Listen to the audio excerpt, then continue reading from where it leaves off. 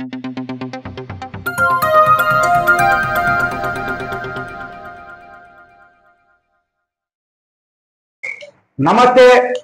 TR నిజం. నేను మీ తాళ్లపల్లి రమేష్. ఈ రోజు షేర్లింగంపల్లి నియోజకవర్గంలో అక్రమ నిర్మాణాలు అనేవి జరుగుతా ఉన్నాయి.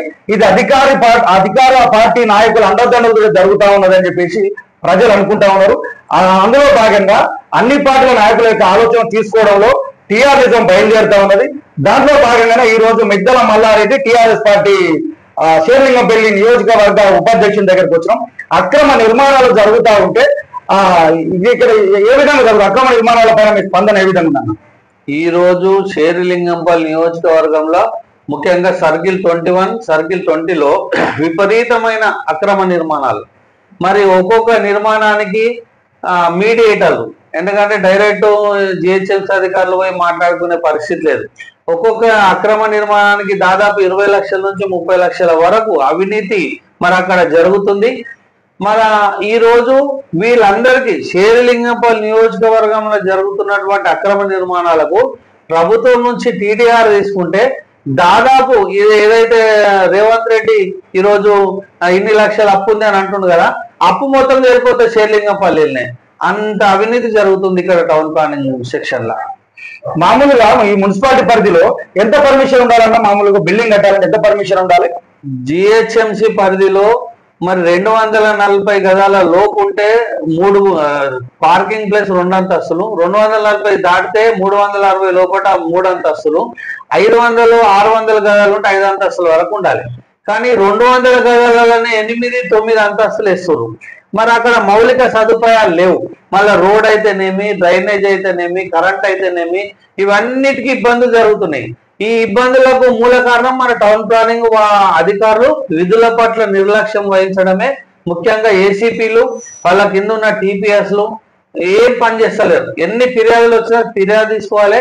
ఫిర్యాదులు చూస్తే నవ్వుతున్నారు, ఫిర్యాదుదారుల పైన నవ్వుతున్నారు. నవ్వుకుంటే ఆ ఫిర్యాదులను తీసి చెత్తబుట్టలు వేస్తున్నారు. ప్రజావాణి అని పేరు పెట్టిండు ప్రభుత్వం, ఈ కాంగ్రెస్ ప్రభుత్వం. ప్రజావాణి పెట్టొద్దు, వేస్ట్ అది. ఎందుకంటే ప్రజావాణిలో మనం ఫిర్యాదు ఇచ్చినా తీసుకుపోయి చెత్తబుట్టలనే వేస్తున్నారు టౌన్ ప్లానింగ్ అధికారులు. మరి టౌన్ ప్లానింగ్ వాళ్ళు ఏమో ప్రజావాణిలో ఇస్తే దానికి మేము సాల్వ్ చేస్తామో, సమస్యలు ఎక్కడ లేకుండా ఏడు పారేస్తామో అని చెప్పేసి చెప్తా ఉన్నారు.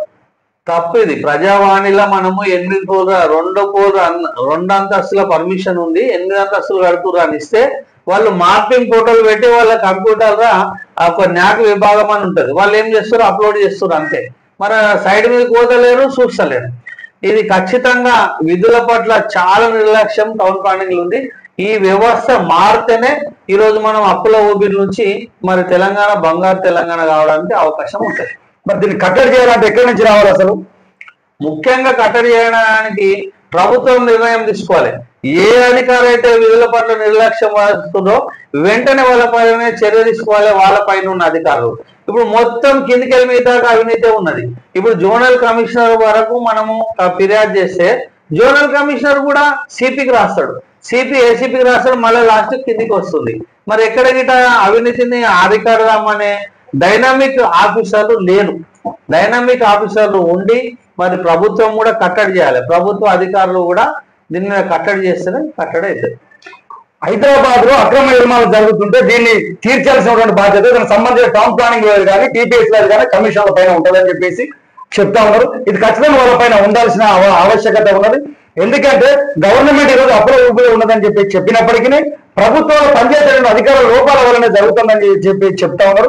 ఇప్పటికైనా అధికారులు మొదలు నిద్ర విడిచి దాన్ని సాల్వ్ చేయాలని చెప్పేసి, అక్రమ నిర్మాణాలను అరికట్టాలని చెప్పేసి సంబంధిత వ్యక్తుల ద్వారా తెలుసుకున్నాం. ఇది ప్రభుత్వంలో ముందు పెడతాము. దీనికి సంబంధించినటువంటి అధికారులు ఏ నిర్ణయం తీసుకుంటారు అని చెప్పేసి ఒక ఆలోచన చేద్దాం.